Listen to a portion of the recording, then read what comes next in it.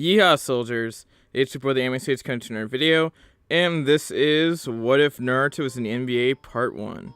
Well, this is, I guess, a series after I've been teasing this for a bit, and if you thought this was a joke, think again. I'm trying to do a little bit of an experiment, so yeah, this should be fun. Now, if you've been following my community tab, you should know that I'm only doing 3 parts of the series, each representing a part of Naruto's career. His early years, his prime, and of course, the twilight years of his career, where essentially he can't really play the same anymore. I know for a lot of basketball fans on this channel, because I know there's a lot of you, this will be pretty interesting. And for the anime only fans here, I think you'll find this interesting as well, because it's a bit of a interesting scenario, if you get what I'm saying. In terms of other videos coming out, there will also be Nuclear Naruto Part 4, and of course some Legacy fan figurines, starting with me reading Chapter 7 for 10. There's also some other fun content in between, so get ready for that. And also, I do apologize for kind of delaying this, but I had some personal stuff going on behind the scenes. I mean, so yeah, I do apologize again, but I had to step up for that type of stuff because unfortunately, my mom caught the thing that's happening in our world right now, so that wasn't fun. But anyways, let's get back into the content, I guess. Watch me tell like a hawk as you guys get vid updates, polls, see like what ifs you want for the week, and some more fun stuff in between. So again, watch me tell like a hawk. Check out my Patreon, has some nice rewards you can get if you support me financially. The link to have in the description. And also go check out my Twitch. I do stream over there, and I will be making sure I stream more consistently over there as well, in addition to YouTube, because I gotta get that consistency back on YouTube again. But yeah, again, links to Twitch will be in the description, and yeah, I'll also be doing some more YouTube streams, so that should be fun as well. And time for the quick social media plugs. Twitter is Anime Stage 4, Instagram is Anime_Stage 4, and of course, join the Discord server. I will give you all reasons for all such things at the end of the video, so watch until the end. Since it's a new series, no usual checklist. With all that out of the way, let's get right into the story. Alright, so I think I should get into specifics of what's going to be happening in the series.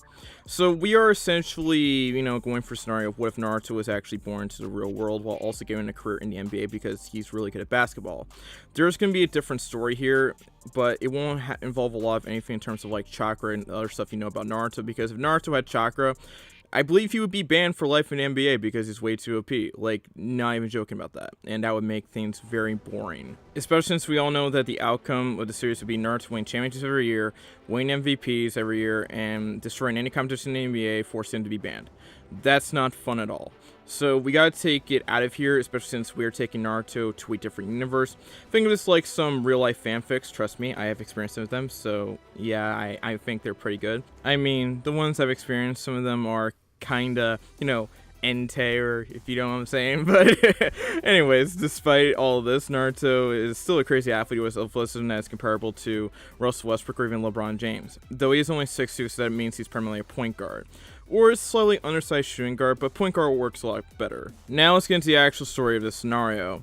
Naruto's a young boy who grew up in the Konoha district in Japan after both his parents, die in a robbing incident that forced him to be taken care of by his grandparents, who would then all of a sudden suddenly die a couple of years later, which forced Naruto to go into a foster home. Naruto grew up alone, essentially, and had little passions in life, but one thing caught his eye, which was basketball, as it expanded more and more internationally around this time, and also there happens to be a basketball league in Japan at around that time as well. He also seemed to have a lot of skills when it came to basketball, and he seems to have a lot of potential. However, he would not really capitalize on those dreams until he went to high school, as he struggled academically. He would barely get enough to pass his class, but it wasn't like he was a great student overall. Naruto would then show off his talent to a coach while at the gym, and he was asked to try out for the high school basketball team, and then he could also potentially spend a year at the JBA, or Japanese Basketball Association. And yes, that is or was a real thing. Now it's known as the B League. Naruto would get onto a basketball team after trying out for a team, and be able to impress the coach enough to be put onto a team on the high school team, and he would potentially be a star in high school in Japan. And then Naruto eventually spend a year on the JBA team and would dominate in that league at around 19 years old. And then after that, he's encouraged to enter 2004 NBA draft after scouts from the NBA who heard of this kid told him he could be really good in the league. One of those scouts was from the Dallas Mavericks. So Naruto would declare for a draft and would head to the United States, to begin his new life as he gets into the NBA Combine and all the other type of stuff. Naruto was actually a very intriguing prospect to a lot of NBA scouts at the time. It was clear that he had amazing athleticism that someone even dared to compare to a rising star LeBron James. He also had a lot of skills as a point guard and had very natural instincts, especially when it came to passing and getting his teammates involved. You could say that he was a Jason Kidd or maybe even a Magic Johnson type prototype, or maybe, I guess, Steve Nash, but I would more so say a guy like Chris Paul, who would be drafted 1 year later. So far, Naruto seems to be a really good prospect. He even shows a lot of effort on the defensive side of the ball, and he seems like he would go in the top 3 of the draft, at least. However, there is one issue that kind of pushes Naruto down a bit, and that is the league Naruto played in, the Japanese Basketball Association. The league around this time was more so known for amateur play and didn't really seem to have much competition as much as, something like, college basketball. And there would kind of be that little bit of stereotypes and, overseas type of stuff. So, primarily because of this, Naruto kind of slips down a couple spots around the top 5 as a prospect. There are also a lot of more interesting big man prospects in this class that student scouts, kind of prefer, primarily Dwight Howard and Emeka Okafor. Well, just Dwight Howard. The Bobcats just love Okafor too much for some reason. The Bulls are a bit too enamored by Ben Gordon, and the Clippers, despite having one of the teams who took a look at Naruto, will still date Sean Livingston because they're the Clippers.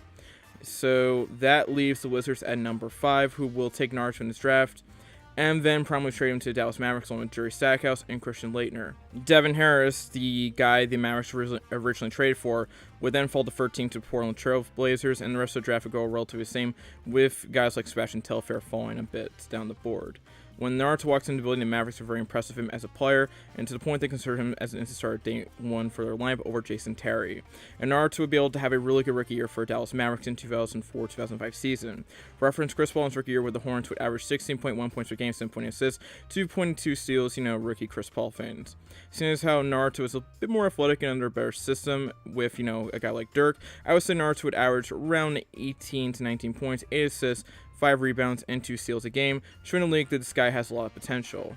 This would also lead the Dallas Mavericks to an additional 8 wins, improving the record from 58-24 to a league high 67-15. And also because of this, Naruto won Rookie of the Year instead of Dwight Howard, because Naruto is a bit more famous due to being on a team that has a 1 seed, and Naruto overall has better averages. Wait, Emeka Okafor won Rookie of the Year instead of Dwight Howard? Is that what you're saying?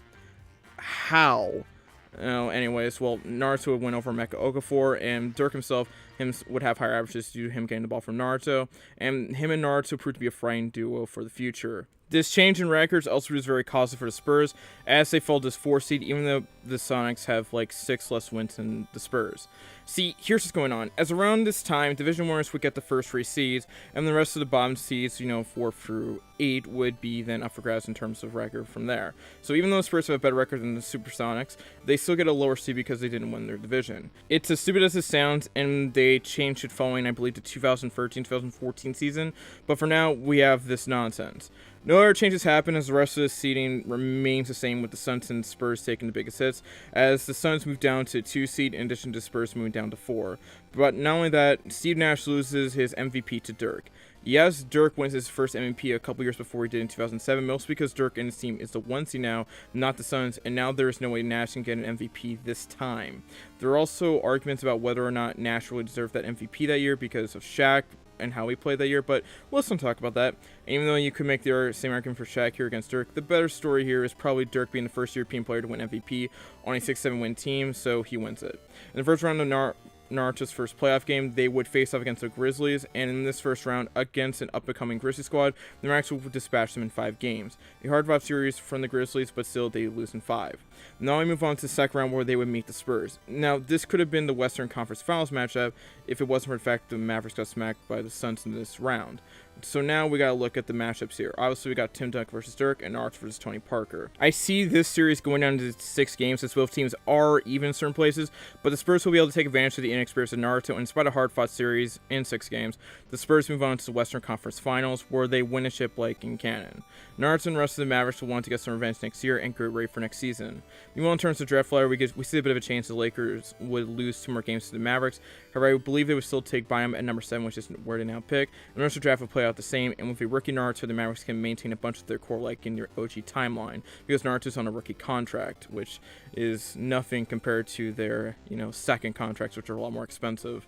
In 2005 season, Naruto would up his averages, scoring up to 21 points, a 3-point bump from the previous season, and also boost up some of his other averages, such as assists, rebounds, and of course steals by 2, 1, and 0.3 respectively. and the Mavericks would win a staggering 69 games, taking the 1 seed once again. Despite Naruto and Dirk sharing the scoring load, causing Dirk to have slightly lower averages, he's still able to win his second MVP on a team that has 69 wins and is the number 1 seed.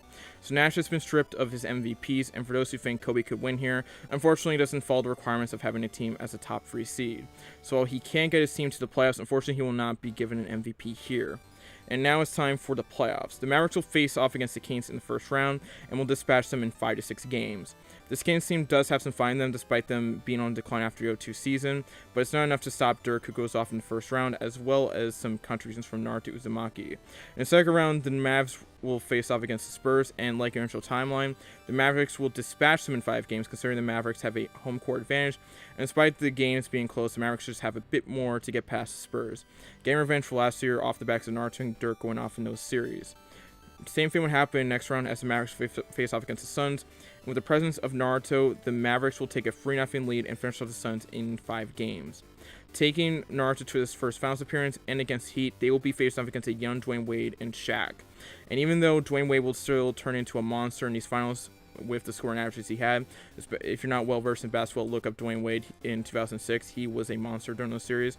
The added talent of Naruto will take the Mavericks over the top. Like, Naruto could have like 12 points and still be way better than what Devin Harris produced for the old Mavericks team in the finals, which is pretty crazy when you think about it. But yeah, it's kind of nuts when you really look into Devin Harris's stats for that series. But he was not good.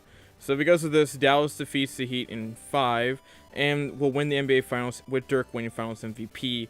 And Dirk now has not only 2 MVPs, but now has 1 championship and a Finals MVP. And Naruto has his first championship under his belt, which is a huge, win for Dirk's legacy, as Dirk didn't get his first championship until 2011. And the Mavericks, with a Naruto as, 2 more team options, will look to run it back for a repeat. Now, in terms of the draft flight, there is one chance that the Warriors will get the 6th overall pick and will select Brandon Roy, and will keep him on the team as they now have a young shooting guard to build around for a couple years until the cartilage wears down.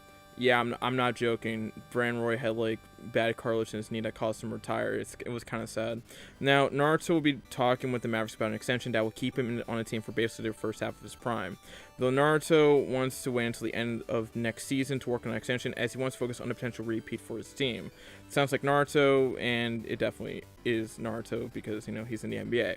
So now there's discussion on who the best point guard in the NBA is, and there are some sports fans who believe it is Naruto, but it's definitely a race between guys like Jason Kidd, Steve Nash, and they also like the arrival of this new kid, Chris Paul, and of course the rise of Darren Williams, that's also potentially coming as well, and there'll definitely be more room for the debate.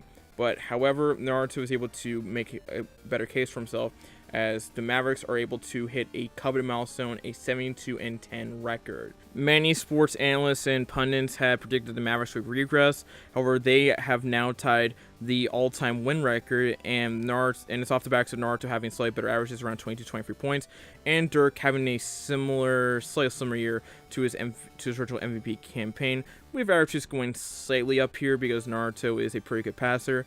And even though Dirk probably should win the MVP this year, he will not win it. And the reason for this is because of something called voter fatigue.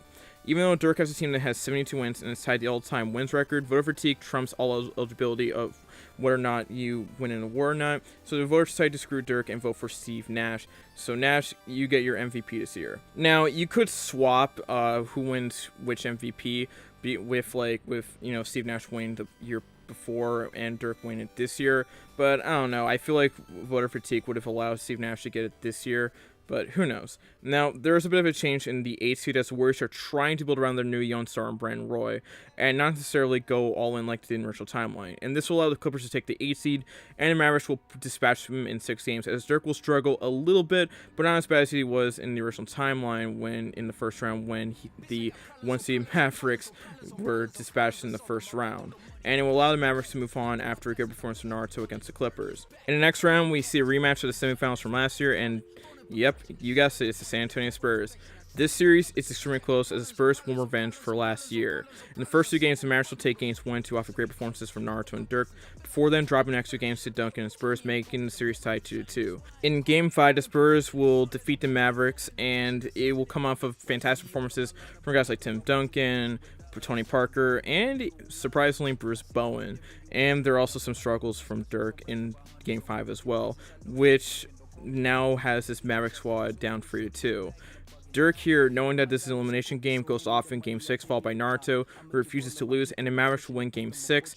And it's now Game 7, and the Mavericks now have house money as they will play the Spurs at home. We'll now teleport to 2 minutes remaining in the fourth quarter with the game tied 98-98. Both teams for the next minute will struggle to get a basket up until less than 1 minute to go, when Naruto fires it free into the basket and will put the Mavericks up by 3 with 59 seconds remaining.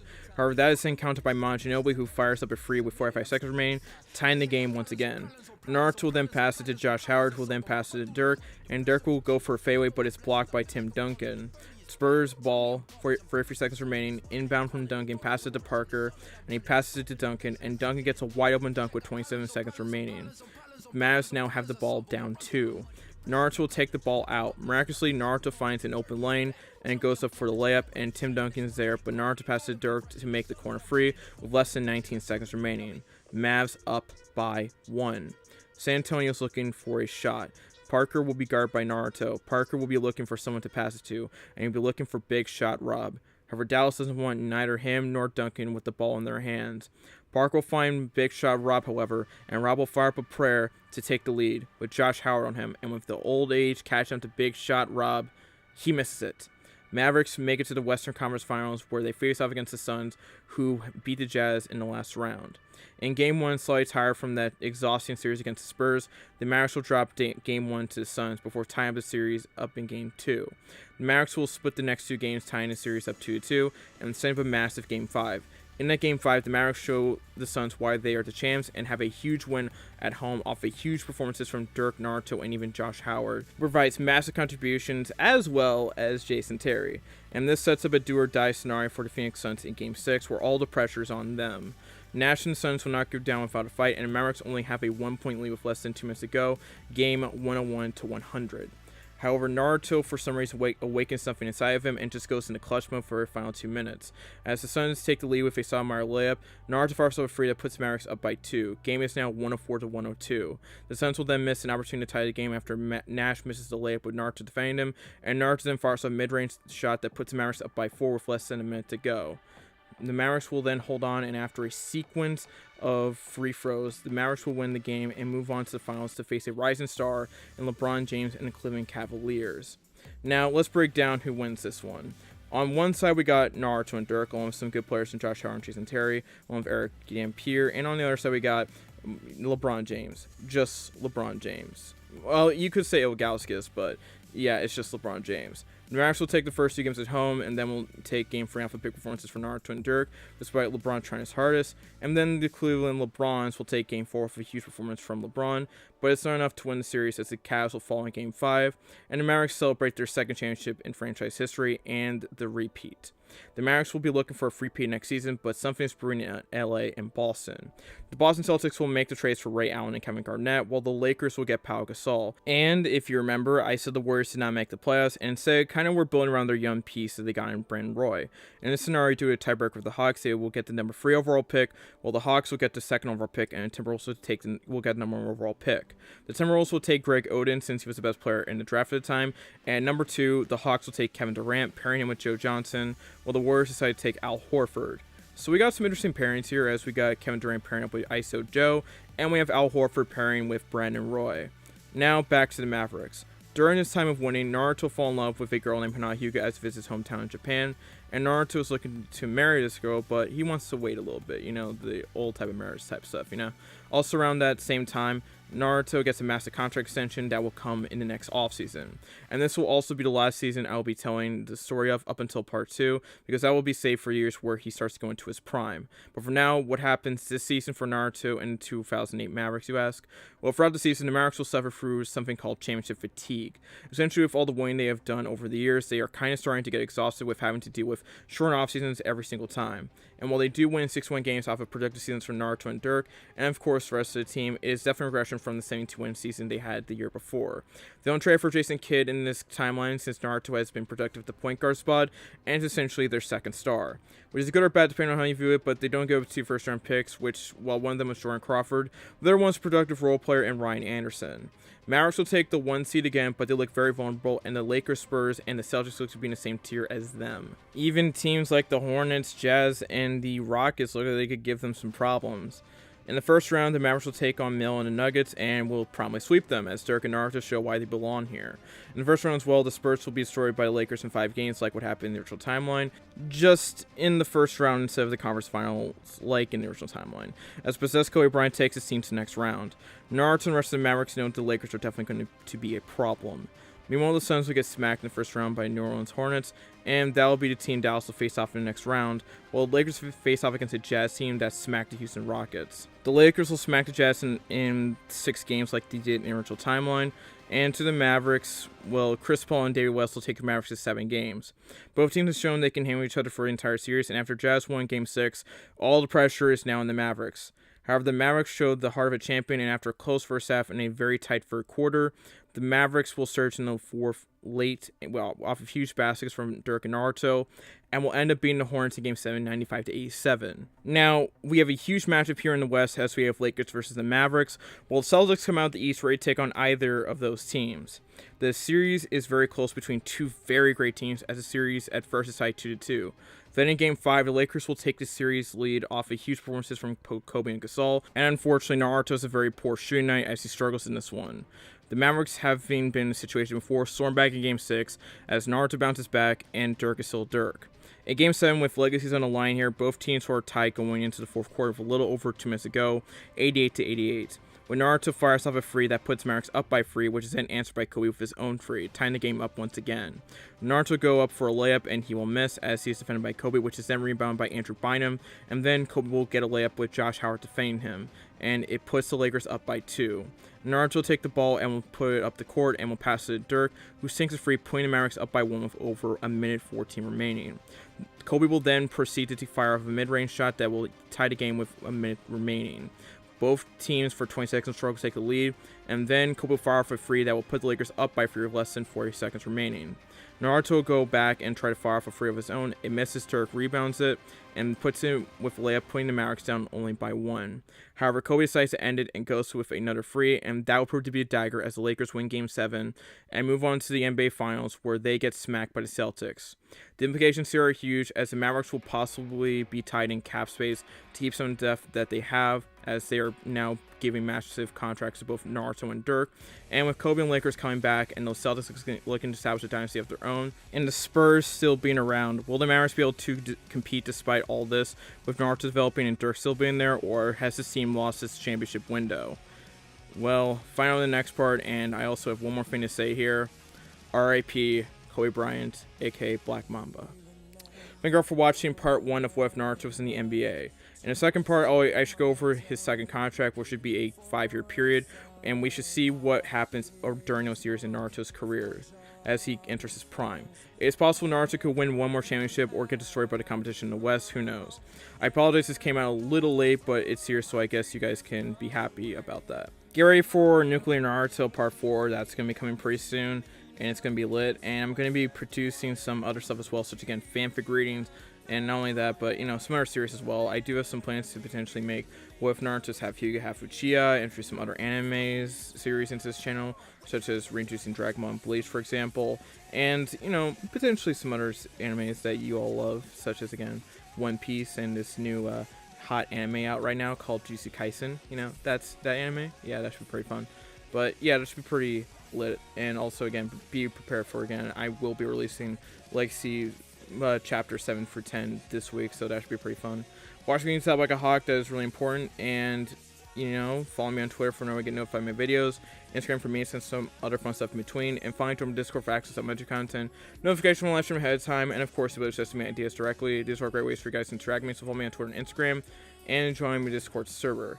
Shout out to my talent patrons, their names on screen, and $50 patron English, and if you want some more further and get rewards such as shoutouts like these, go to my Patreon, which is linked in the description. Oh yeah, and finally, follow me on Twitch, which is also linked in the description as well, as I do stream over there. Thank you all for 29k. We're getting very close to 30k. We're 800 away. So yeah, let's get to 30k. It's crazy when I think about it because I thought I was going to be at 5k at this point in the year, but I guess it's some things, they just happen, I guess. And at the end of the day, I do want to say this: thank you all for supporting me and getting me to this point. I wouldn't be here if it wasn't for you guys, so thank you. And I do promise to be more consistent in the future. Again, I've just been doing a lot of stuff lately. I'm sure you guys can understand that, but yeah. And again, I know this type of series is kind of unconventional, but I'm sure you guys will like it. And that's really all I have to say. And let's hit for a cap at the end of the year. And that is all I have to say. Make sure to like, comment, subscribe, turn notifications, and share the video. This has been your boy, the Anime Sage. Sign out. Peace. YEEHAW. Stephanie Shea closes out. Bye-bye. Peace. Hi, this is Stephanie Shea, voice actress for Sailor Moon, Hinata, Orihime, and you are watching Anime Sage.